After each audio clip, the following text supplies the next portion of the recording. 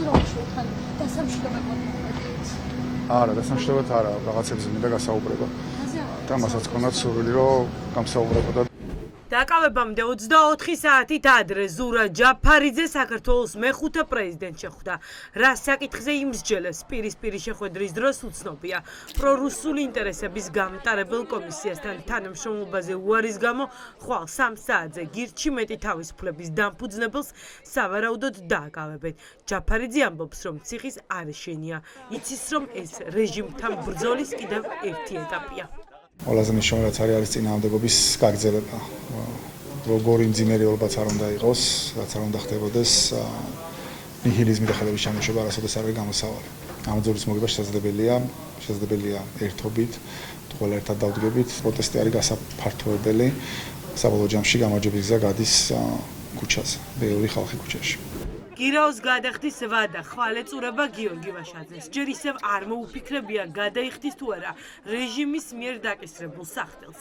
ახლა სტრატეგია აღმაშენებლის ლიდერი პარტიის წევრებთან ერთად მსჯელობს რეჟიმის წინააღმდეგ ბრძოლას ციხიდან უფრო დაეხმარება თუ თავისუფლებაზე ყოფნის შემთხვევაში. რას აპირებთ? მივიღებ გადაწყვეტილებას და გაცნობებთ. და რატომ არ გინდათ რომ ამაზე საჯარო ისაუბროთ? ახლა მივდივარ ოფისში, სადაც უნდა ვესაუბროთ ჩემს თანაგუნდებს. სალომე ზურაბიშვილთან ისაუბრეთ ამ თემაზე. პრეზიდენტის პოზიცია როგორია? ყველა თვითონ მიიღებს ინდივიდუალურ გადაწყვეტილებას.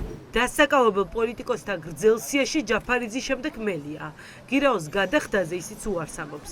ნიკა მელიასთვის რუსთავის მე-12 დაწესებულება დროებითი საცხოვრებელი ოლიგარქის რეჟიმის პირობებში მეორედ იქნება. უკლებლივ ყველას, ვინც დღეს ყავს ივანიშვილს დაპატიმრებული და არის ციხეში, ყველას შეუძლია მაქსიმუმ ერთ კვირაში იყვნენ სახლში. უბრალოდ პრინციპულობა და უკომპრომისობა გამოავლინეს და თუ პოლიტიკოსობაზე გვაქვს ამბიცია, ჩემის აზრით, მინიმუმის უნდა აკეთო, რასაც საზოგადოების დიდი ნაწილი აკეთებს და ამ ბრძოლაში არის ძალიან მართალ პოზიციიდან ჩართული. პროდასაური ოპოზიციის პოზიციები უცვლელია. ქვეყნისთვის ამ უმნიშვნელოვანეს მომენტში კომპრომისი არ იქნება. სულკიანის კომისიაზე გამოუცხადებლობის გამო დაკავებულთა რიცხვი კიდევ რამდენით გაიზრდება, ეს სავარაუდოდ სასამართლოს ხდომების დასრულების შემდეგ გაირკვევა. რაც შეეხება გირაოს არ გადახდეს ეს ინდივიდუალური გადაწყვეტილება, ჩვენს მიმართ უკვე მე-6 წელია მიმდინარეობს დევნა. არანაირ განზრახვა არ აქვს, რომ გავუადვილოთ მათ ჩვენი დაპატიმრება, მაგრამ რა თქმა უნდა, თუ ამ გადაწყვეტილებას მიიღებს ივანიშვილი, ამ გადაწყვეტილებას აღასრულებს სასამართლო უსიტყვოდ. ეს ნამდვილად ვიცით, ამიტომ ჩვენ ამ გამოწვევისთვის ათ უნდა ვიყოთ. ქართული ოცნებისთვის ოპოზიციის განეიტრალება ნომერ პირველი ამოცანა. დღეს რეჟიმმა ცილის წამების ახალი კამპანია დაიწყო, რომ თითქოს 26 მაისს სახალხო დღესასწაულზე იგეგმება არეულობის მოწყობა. ამას ერთადერთი მიზანი აქვს. დააშინონ ხალხი, რომ არ მივიდნენ სახალხო ღონისძიებაზე, სადაც რიგითი მოქალაქეების გვერდით საქართველოს ევროპელი მეგობრები იდგებიან. ეს არის დამოუკიდებლობის დღე.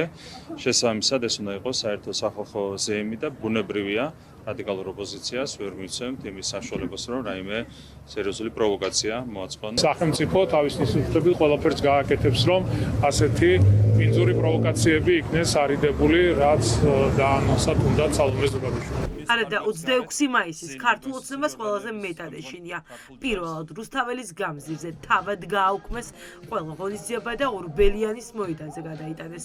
ოცნება მიცის, რომ დამოუკიდებლობის დღეს, დამოუკიდებლობის დასაცავად 10,000-ობით ადამიანი გამოვა. 26 მაისიც უნდათ აქციონ დაპირისპირების, რაღაცა ძალადობის და ნეგატივის დღეთ, რაც მათ არ გამოუვათ.